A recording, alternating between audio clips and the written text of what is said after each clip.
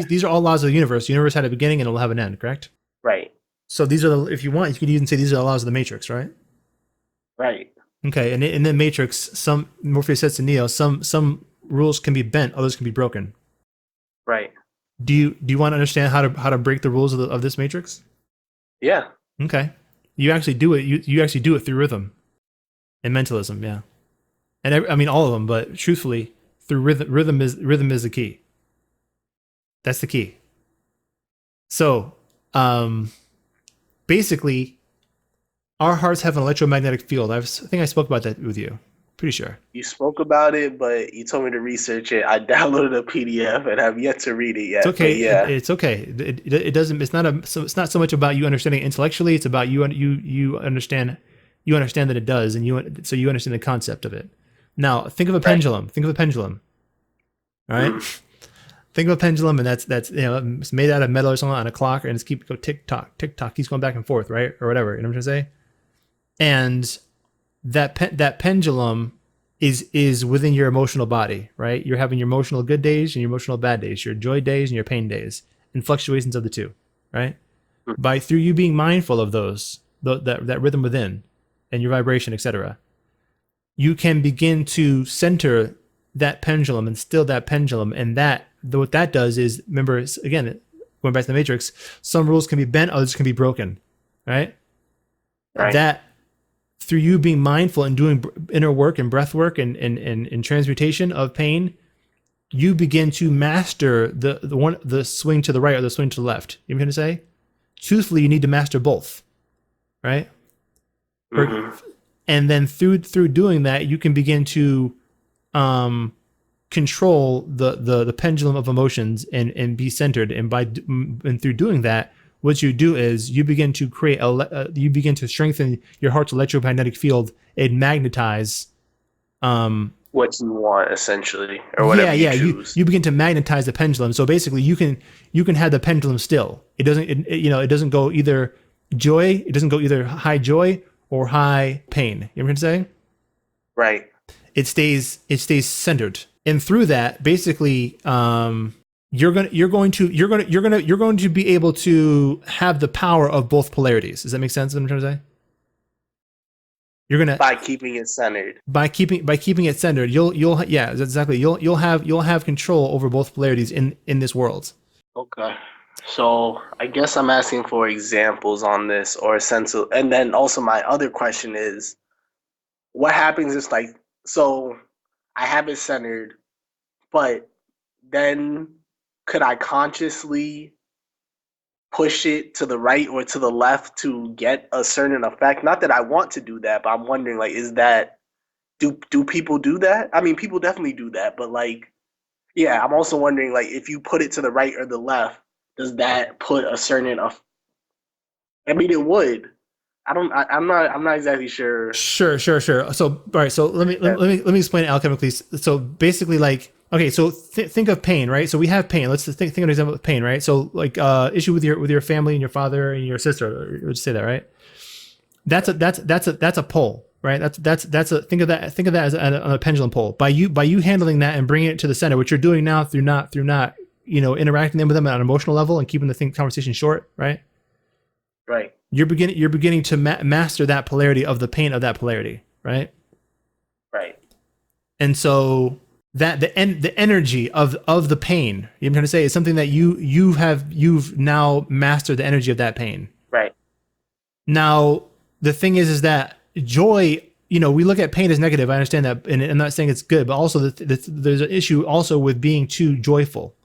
Right? Yeah. Because even being joyful as an alchemist or an empath can throw you off balance, correct? Right. So you need to, obviously it might be a little bit easier. Maybe some people might be harder, depending on who you are. If you're an extrovert, it may be hard to bring in the polarity of joy in. But you have to learn how to that's why it's important to be alone, right? Mm-hmm. It's important to master the polarity of joy too. And bringing those poles together, you know what I'm trying to say? Allows you to basically kind of reach that 0 point energy, which is really begins to bring the power of your soul online. You know what I'm trying to say? It makes you not subject to the rhythm. Through mastering within yourself, you no longer become subject to it externally. You know what I'm trying to say? Yes. And then, so my question is, if you consciously go into something with joy or have that rhythm of joy and reverse as well, then what happens? I'll put it to you this way, Well, right? I mean, I'll put it this way. Listen, yeah. there's been time in my life where I was, I was feeling a certain way, depressed or something like that. You don't even have to be depressed, but you're going to realize as an alchemist that there's going to be time where people are laughing all around you and they're having a great time, and you don't want to laugh. Yeah, no, I'm there right now. Yeah. And so you might not know why intellectually you don't want to laugh, but internally there's some work you need to do that involves you not laughing and not giving into this polarity of rhythm right now. Right.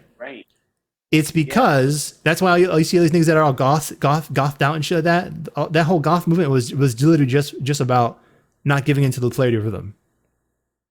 Really? Yeah. Wow. Because they're always sad. They're always sad, right? They're always emo, right? Right. They don't want to, either while the world was joyous, they didn't want to give into that. You know what I'm trying to say? That was their way.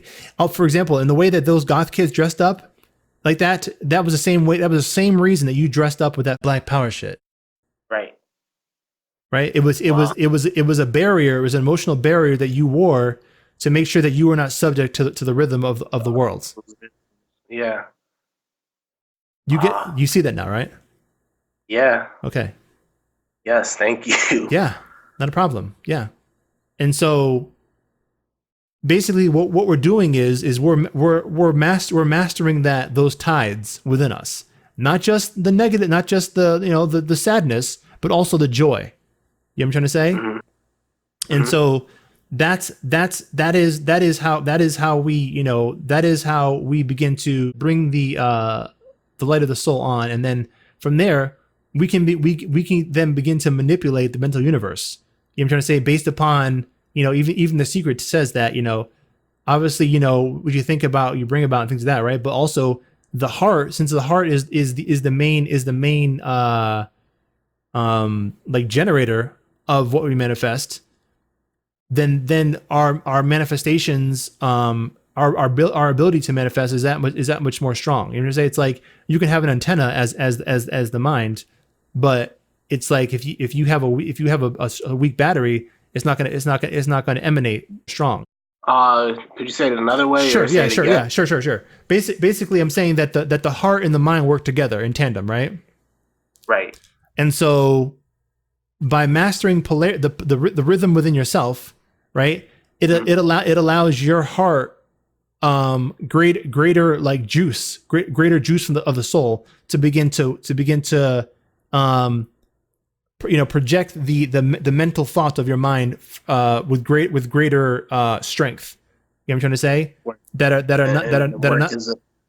not and work as a stronger magnet. Yeah, it's a stronger magnet. That's not subject. You know what I'm saying? Because you can still have a thought, you can still have a will and a thought with your mind, but that will, it has to be stronger than the rhythm of other people. That will has to be stronger than your father calling you upset or your sister calling you upset. You know what I'm trying to say? Right.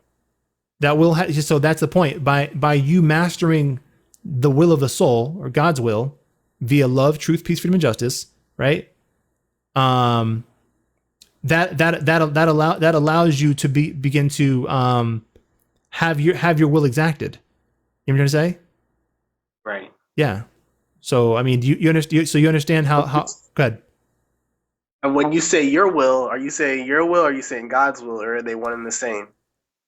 Your will, we have free will, so you don't have to, your will doesn't have to be in alignment with God's will, right? But again, the universe is finite. So if your will's not in alignment with God's will, when this universe ends, you will eventually, you'll become part of the universe and you'll end with it. That's what justice really is. Word. Yeah. The point I was trying to make is I wanted to explain to you the importance of mastering rhythm and how that plays into the heart's electromagnetic field, and how that allows you through mentalism to begin to more strongly exact your will, which is God's will, in this world. You understand that now, right? Yes. Okay, and so go ahead. could you explain the picture that we're looking at with rhythm? Sure. Because I think I get it, but I'm not exactly sure. That's not, to me personally, that's not really a good picture to look at. I like to think of it this way. As a kid, I grew up watching X-Men, right? Right. And so there was this character called Magneto, right? Right. And they would always have like, you know, either watches or clocks, right? And so they would show in the film, it was like more like a cartoon, where there was a clock that was ticking back and forth, you know. And then Magneto would come, with Magneto's presence would be, they would know Magneto was around because the clock would just ding, it would just stop. You know what I'm saying? It would just, you know, the pendulum would just stop. You know what I'm trying to say? Oh. Because so I'm explaining the superpower of Magneto because I am Magneto essentially. You know what I'm saying? We'll meet and you'll feel my force field, and so you know what I'm trying to say, like straight up. So how I'm able to do that, or how he was able to do that, right, was through again mastering rhythm, and so there is in the same way you know, magnets work. You know what I'm say? Mm-hmm. Again, like I said, through we can do the same thing via the Hertz electromagnetic fields and mentalism. You know what I'm trying to say? Ultimately, if the universe is mental, it's just an illusion, just a dream. Then through us cultivating that magnetic field of the heart, again, I spoke in my last podcast is about the hands. Our hands act like heat sinks for the heart. You know what a heat sink is, right? Yes. Okay. I mean, I heard you explain it, so yeah. Okay, so basically, the left hand it receives, and the right hand it gives. You know what I'm trying to say in terms of energy, and so basically, you know, you see all these little Jedi movies where the Jedis are taking whatever object they want and they're pulling it. You know what I'm trying to say, and they're moving it and they're throwing stones and picking up their swords. You know what I'm trying to say? Right. They're doing that through again, using the you know, obviously using mentalism, you know what I'm trying to say, but understanding that the world's an illusion, but also through mastering the pendulum of the heart's electromagnetic fields and using that magnetism of their hands and things like that. You know, we'll get into that more. You know what I'm saying? That's obviously kind of obviously advanced shit, but I mean, just understand that in your own life now, consciously, as you're not wanting to share the pain with your therapist and things like that, you're doing that on a soul level because you realize that you don't want to be subject to him. You don't want to be subject to the world. You want to master the polarity of both pain and joy within yourself, so you can begin to illumine your soul and have your will be done. Yes. Yeah, that's pretty much it. I mean, there's, you know, that we can talk about all kinds of advanced shit, but you're gonna figure that out within yourself as you go throughout life. But understand that all this shit you've done in terms of, you know, like I said before, wearing these fucking t-shirts with these words on it and shit. You know what I'm saying? And just kind of building up an aura of not being subject. Again, not being subject to the rhythm. All right, of the world's joy. Right? Mm-hmm. Was all part of the process of you learning how to cultivate the heart's electromagnetic fields through alchemy. Right. Yeah. Whew, that seemed like a lot. Yeah. That was a lot. I'm very blessed, man. Yeah. Thank you. Yeah, not a problem. Yeah, that was like God damn, that was a lot of shit. I mean, we can go into. There's only two more. I mean, so cause and effect. Everything has its effect. Everything has its causes. Everything happens in accordance to law. Chances but name for the law not recognized. There are many planes of causation, but nothing escapes the law. I mean, and then the last one is gender. Basically, you know, fuck all that shit. You can read that at your own time. The main one to think about, right, in terms of alchemy, is in terms, I should say, in terms of the emotional alchemy that we do on a daily basis, is rhythm. When I walk around, when I wake up today, I woke up today, and I felt I had a dream today that it was my brother had got killed. My younger brother. He's one of the guys I talked about in that podcast. My brother became a white man. You know what I'm trying to say? Yeah. And he was in the dream, the story of the dream. He was killed he was in the military, and apparently there was some kind of thing that that the soldiers did, but it really wasn't their fault, but they had to take the blame for it, type deal, right?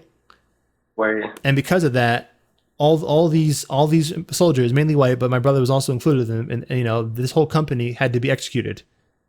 And they told him the bad news, and they was like, sorry man, they hugged him, and he's like, what? He couldn't believe it. You know what I'm trying to say? Wow. And then he was lined up and shot, all together, all lined up and shot, execution style. And I was like trying to like see him, just like you know, have a last glimpse of him to maybe see, like at least just see his, you know, and then I couldn't even see him. It was like I was floating away from him as it happened, and it allowed me to grieve. It allowed me to grieve for my brother, not in the sense that he's dead, but in the sense that he's dead in terms of just his spiritual death, in terms of him going into the world and being killed by the world of white people, and an acceptance of a lie. You know what I'm trying to say, that he's fighting for. You know what I'm trying to say? And that I can't, there's nothing I can do for him, because that's what he chose to do. You know what I'm trying to say? Right. And as I woke up from that dream, I felt sad. You know, and I realized, you know what, I'm not going to start my day off feeling sad. You know what I'm trying to say? So I sat there and I transmuted it. And I dealt with it. I dealt with that polarity of pain. Because I understood that, you know, each I think of them almost like this, like think of the heart, and just think of the heart with like little strings attached to it, or like little vines or weeds attached to it. Each one of these losses or heartaches that we have with different people, and these energetic cords that we have, you know what I'm trying to say? Each of them has a polarity that has to be mastered. You know what I'm trying to say? Or to say a rhythm to it that has to be mastered, emotional rhythm. You know what I'm trying to say? So as we master the emotional rhythm of each of them, they come back to us and into our heart and into that 0 point energy. You know what I'm trying to say? Right. And so it's like as I'm going through, you know, I'm mastering so many things through speaking on the podcast and doing meditation. But that was one thing that I kind of fucking still got. It still kind of irked me, because he's my only blood brother. You know what I'm trying to say? And I was, my soul told me today that I had to master that shit and bring that energy back into out, you know, back into my own aura. I talk a lot about bringing your energy back into your own aura. I had to do that. And so, I just made a conscious effort today to well, I shouldn't say, but when I woke up, to make sure that my pendulum was still. You know what I'm trying to say? And then from that stillness, you can have moments of joy and things like that, and elation, but it has to be controlled. Joy and elation, because if you become too joyful and too elated, then the world it's like you know, there's Bobby haven't talked about human glamour, right? It's like anytime you get too excited about the world, then you fall into that human glamour. Does that make sense? I mean, I haven't heard the human glamour thing, but I can imagine what it is. Yeah, human glamour is just what it sounds like. Just like anything that is emotional or psychological that is meant to keep your soul and trap your soul into the world. So it could be a nice car, the lady in the woman in the red dress. That's a good example of human glamour. Actually, you know what? That guy that traded on Neo, that guy was his name. Cyrus is his name. I'm not sure if it was Cyrus, but remember that guy, that white dude, the bald dude that went back. Yeah, that let Agent Smith take over, right? Yeah, he's like, listen, I don't care what happens to those guys. All I want to, you know, he's like, maybe someone rich, not too rich, but maybe like an actor. You know what I'm trying to say? He's right. He's like, I'm gonna give all this shit up for glamour, even though I know it's fake and false. So meaning that if we become too joyous about something in the world, right, then we're subject to the world, right? We're in the world, but not of it. You know what I'm trying to say? So if my, it's like, I'm not sure if that makes sense of what I'm trying to say. Like, do you kind of get what I'm trying to say? No, I get exactly what you're saying. So if your friends are fucking, they're all happy about some shit that's mundane, like, oh man, the fucking Patriots won. Oh shit. And you're like, yeah, the fucking Patriots won. I fucking, he's the greatest. He's the Tom Brady's the fucking GOAT. You know what I'm trying to say? And I'd be on some shit like that. Then all of a sudden, my energy is like the world in the human glamour. It's an actual ray. It's an actual current, right? And you have to literally break that current. That was the fear that you had when you first contacted me. You said, Yeah. I don't want to fall into this demiurge energy. I'm out here in this Ivy League college, you know what I'm trying to say, and bound to be successful. I don't want to fall into that shit. You know what I'm trying to say? And I was scared for you too. I was like, nigga, it's like, if you speak to me every week, I got you. But other than that, nigga, I don't know if you're gonna make it out here. You know, like it's rough. That human glamour, man, it gets you. That fucking ego. You know what I'm trying to say? Essentially. You know what I'm trying to say? And the ego itself is an expression of free will. Does that make sense? I'll break that down. The ego is an sure. Yeah, the ego is an expression of free will. So initially, this world was created by a being or a group of beings that decided to make this world their own personal heaven. You know what I'm trying to say? And because like think of the Matrix story, because they wanted to they had, again, God in Hermetic understanding, we speak of the all or God as the causeless cause that is love, right? The causeless cause. It has no cause other than love itself. So part of love is freedom. And so it gave us the freedom to have free will and free choice. A group of beings decided they want to create their own universe, right? But to do that, I'm gonna put it, they had to now separate from the all. You know what I'm gonna say, to create their own to create their own universe, because in a perfect world there is no pain. There's no such thing as pain. You know what I'm gonna say? Does that make sense? Yeah. Meaning in heaven there was no. They speak about this in the story of the Garden of Eden. Meaning there was in this in the garden, everything was peaceful, but there was this one tree of knowledge of good and evil. You know what I'm trying to say? Mm-hmm. And so that's kind of an analogy for us falling into this world and into time and space, right? Right. So the point is that we already existed, right? We existed beyond time and space, but we still existed. They wanted to create time. They wanted to create, they wanted to create a universe, right? That's finite. You know what I'm trying to say? And so they did that, but by doing that, they also separated from the light of God. You know what I'm trying to say? Does that make any sense? Yes. Okay. And so they began to have to suck off of the souls of God's children. You know what I'm trying to say? So they essentially, we are entrapped by, it's almost like, Bobby Hebbett talks about a story of it was almost like a cosmic abortion, right? And it was almost like we as gods were entrapped by our children. In the story of the Matrix, they make it seem like they describe it as the humans were entrapped by the robots, the technology that they created. You know what I'm trying to say?